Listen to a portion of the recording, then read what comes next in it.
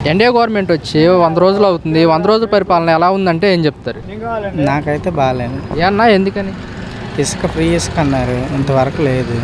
నేను యాక్చువల్గా టాపీ మేసింది, వర్క్స్ లేవు, ఇసుక ఆగిపోయింది, వర్క్స్ అన్నీ ఇబ్బందిగా అయిపోయింది. వారానికి 2 రోజులు 3 రోజులు చేస్తున్నాం, దానివల్ల ఉపయోగం ఏముంది? చంద్రబాబు నాయుడు గారు మరి ఫ్రీ ఇసుకని తీసుకొచ్చారు కదా పాలసీ. ఫ్రీ ఇసుక అన్నారన్న, ఏది ఇంతవరకు అమల్లోకి రాలేదు కదా. అంటే మీకు మేలుకరంగా లేదంటారా? నాకైతే లేదని అనిపిస్తుంది. కొల్లు రవీంద్ర గారు కూడా చెప్పారు కదా, ఫ్రీ ఇసుక పాలసీ మేము తీసుకొచ్చాము, విడుదల చేశారు, మీరేం అందలేదని చెప్తున్నారు. అందలేదు కదన్న, అందితే వర్కులు రన్నింగ్లో పడాయి కదా. మరి అందరికి పోగబట్టాయిగా వర్కులు లేని. అంటే అందరూ సక్రమంగానే ఇసుక తీసుకొని ఇల్లులు కట్టించుకుంటున్నారని చెప్తున్నారు కదా. మరి తీసుకున్న వాళ్ళకే తెలియాలి, వర్కర్స్కి మనకు తెలియదు కదా. ఇప్పుడు వాన్స్ ఏం చేస్తున్నారు, ఇసుక రావట్లేదని చెప్తున్నారు. ఎక్కడెక్కడ పనులే వర్క్స్ అన్నీ బ్రేక్ అయిపోయినాయి, ఉన్న పనులే బ్రేక్ అయిపోయినాయి, ఇసుక లేదని. మరి ఏది వాస్తవం? ఉన్న పనులే బ్రేక్ అయిపోవడం వాస్తవమేగా. మరి ఫ్రీ ఇసుక అన్నది వాస్తవం అంటే మరి రావాలిగా. అంటే టీడీపీ వాళ్ళు ఏమంటున్నారంటే అందరికీ మేము ఫ్రీ ఇసుక అందిస్తున్నాము అని చెప్తున్నారు కదా. గవర్నమెంట్ ఏదైనా కావచ్చు, మాకు జరిగే విధానాన్ని బట్టి ఇప్పుడు ప్రెసిడెంట్ ఇసుక అనేది ఆగిపోయింది. ఏ గవర్నమెంట్ అయినా ప్రజలు క్షేమంగా ఉండడంగా చూసుకోవాల్సింది. ఆ గవర్నమెంట్ అని కాదు, ఈ గవర్నమెంట్ అని కాదు, ఇసుక అనేది ప్రజెంట్ ఆగిపోయింది. మరి టీడీపీ వాళ్ళు అంటున్నమాట భవన కార్మికులు మొత్తం ఈ ప్రభుత్వంలో చాలా సంతోషంగా ఉన్నారు అని చెప్తున్నారు కదా. మాటలు చెప్పడానికన్నా వాస్తవానికి తేడా తెలుస్తుంది కదన్న. మాటలు ఏముంది, నోట్లో నాలుగు ఎటు తిరిగితే అటు తిరిగింది. ప్రజెంట్ సిచ్యువేషన్ అనుభవించే వాళ్ళకి తెలుస్తుంది కదా. బెంచ్ సర్కిల్ దగ్గర ఎంతమంది ఖాళీగా కూర్చుంటున్నారు, వర్క్స్ ఉంటే కూర్చుంటారా? అయితే అన్న జగన్మోహన్ రెడ్డి గారు మొన్న కూడా చెప్తున్నారు, పిల్లలకు బళ్ళు స్టార్ట్ అయినాయి, ఎంతవరకు తల్లికి వందనం వేయలేదు, మా ప్రభుత్వం వచ్చినట్టయితే అమ్మఒడి వేసేవాళ్ళం అంటున్నారు. అది కన్ఫామే. ఇప్పుడు దాని గురించే కాకుండా ఇప్పుడు చంద్రబాబు నాయుడు గారు చెప్పిన దానికి తల్లికి వందనం దాని మీద స్కూల్ ఫీజులు కూడా పెంచేశారు. అంతకుముందు ఎల్కేజీ పిల్లవాడికి 10,000 12,000 ఉండేది, ఇప్పుడు 16,000. ఈ సంవత్సరం ఈ స్కూల్ ఫీజులు కూడా పెంచారు. నేను 2 పిల్లల్ని చదివించుకుంటున్నాను. ఆ 2 పిల్లల మీద నాకు 25,000 ఎక్స్ట్రా పెరిగింది. ఈ సంవత్సరం 25,000 పెరిగింది. గత ప్రభుత్వంలో నాకు ఆ 25,000 మైనస్. అంటే 2 పిల్లలకి అమ్మఒడి వచ్చిందా? ఒక్కరికే వచ్చిన దాని వారం ఫీజులు కూడా తగ్గివేగా. ఇప్పుడు ఇద్దరికి ఇస్తానన్నారన్న దాని మీద మళ్ళీ ఫీజులు రేట్లు పెరిగిపోయినాయి. ఇక వీళ్ళు 15,000 ఇస్తానంటున్నారు, ఇప్పుడు ఒక ఫీజుకి వచ్చేపాటికి మనిషికి 20,000 చేశారు. అంటే 5,000 ఎక్స్ట్రా పెరిగినట్టేగా. అంతకుముందు 11,000 ఎక్కడ, ఇప్పుడు 20,000 ఎక్కడ, అంటే ఎంత ఇదయింది? ఇంకేం రిజల్ట్ ఏం కనుక స్పీడ్గా ఏం లేదు. అంటే మరి బాగా ఇది పెట్టేసి అన్నారు, అన్ని చూసిన అప్పుల్లో ఉన్నారని చెప్పారు. అన్ని లోన్లు పెట్టి మనీ ఇది లేదని చెబుతున్నారుగా, ఖజానా ఖాళీగా ఉందని చెబుతున్నారుగా. అందుకే డెవలపింగ్ లేదని అనుకుంటున్నాం. అంటే కూటమి ప్రభుత్వం వాళ్ళు అంటున్నారు, ఏమంటున్నారంటే మేము వచ్చిన 100 రోజుల్లోనే అన్నా క్యాంటీన్లు ఓపెన్ చేయించాము, పెన్షన్లు పెంచామని చెప్తున్నారు కదా. అదే కొంత చేశారు, ఇంకా అన్నీ చేయాలి. ఇంకా కొన్ని అన్నారు, అవి కూడా చేయాలి. జనాలు అవి కూడా చేస్తారని చెప్పి వెయిట్ చేసి చూస్తున్నారు. అదే 100 రోజుల పరిపాలన, వైసీపీ పరిపాలన ఎలా ఉందంటే ఏం చెప్తారు? అప్పుడు కదా అట్లాగే ఉంది, ఎందుకంటే అప్పుడు కరోనా టైం కదా. కరోనా టైంలో కొద్దిగా స్పీడ్ తక్కువే అది. అప్పుడు కూడా కరోనా లేకపోతే అది ఇంకా స్పీడ్గా ఉండేదేమో. అప్పుడు కరోనా మొత్తం వలన అది స్లోగానే ఉంది అప్పుడు కదా నాకు తెలిసి. అంటే వైసీపీ వాళ్ళు అంటున్నమాట, కరోనా టైంలో కూడా మేము 100 రోజుల్లో పథకాలు అందించాము, ప్రతి వాళ్ళకి ప్రతి ఇంటికి ఛార్జ్ చేసాము అంటున్నారు. నిజమేనంటారా? కొంత చేశారులే, గత ఫుల్గా స్పీడ్ ఏమో అనిపించలేదు నాకు. కొంత చేశారు, అంత మటుకు ఇచ్చారంటే పర్వాలేదు. కరోనా టైంలో కూడా శాలరీస్ ఇచ్చారు, పర్వాలేదు. వాళ్ళని మరీ తప్పడటానికి ఏం లేదు, వాళ్ళ వరకు వాళ్ళు చేశారు.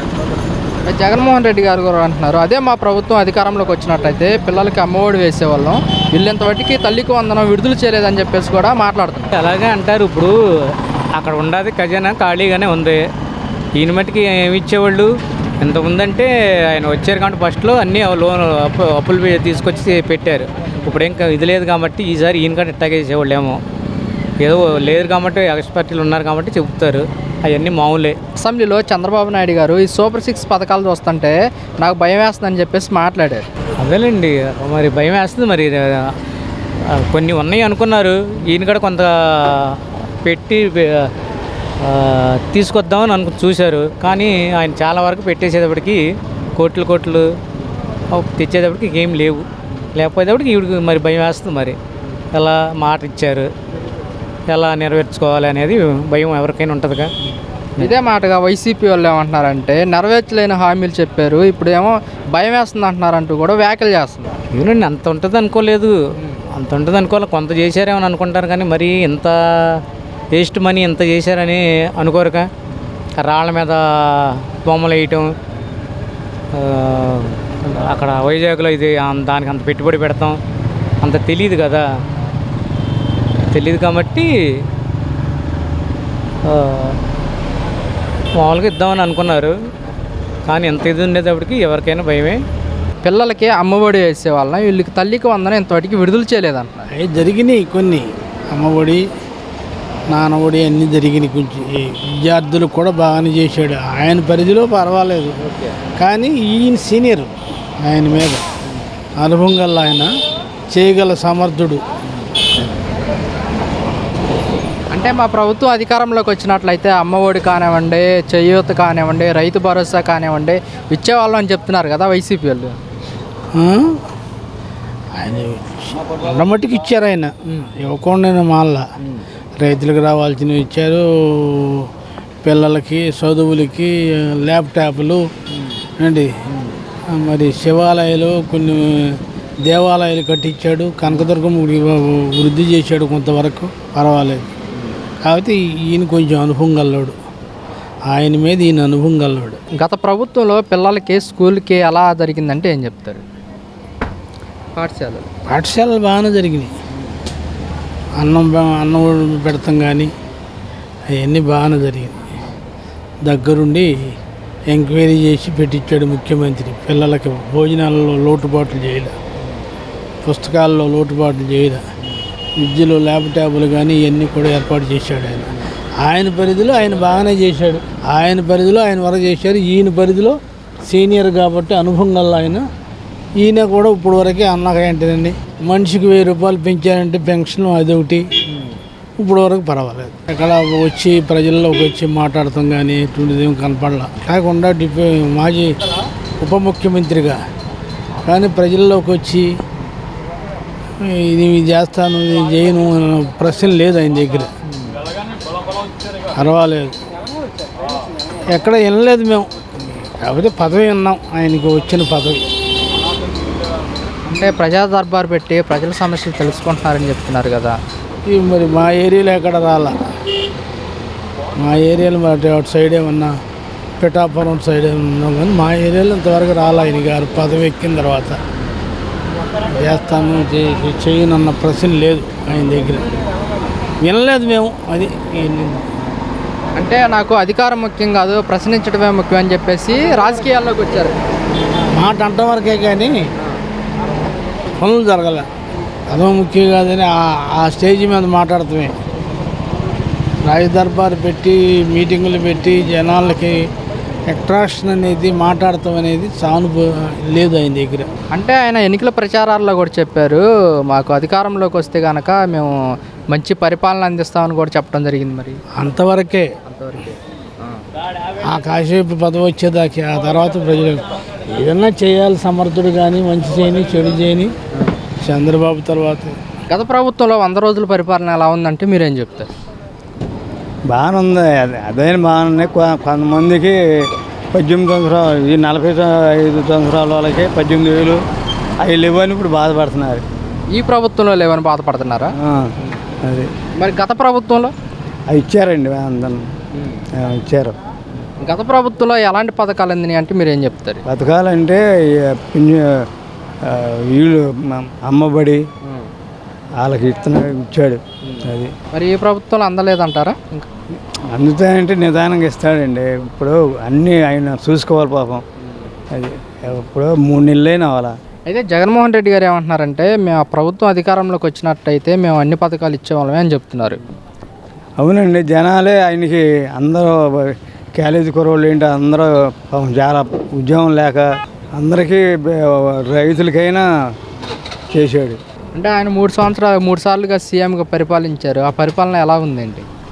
అప్పుడంటే అన్నీ తక్కువ రేట్లు అండి.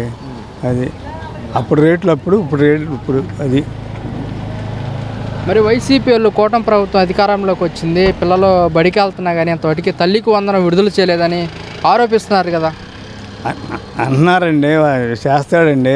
మరి ఖజానా మొత్తం ఖాళీగా ఉంది, ఖజానా ఖాళీగా ఉంది, ప్రజలంతా అర్థం చేసుకోవాలని చెప్తున్నారు చంద్రబాబు నాయుడు గారు.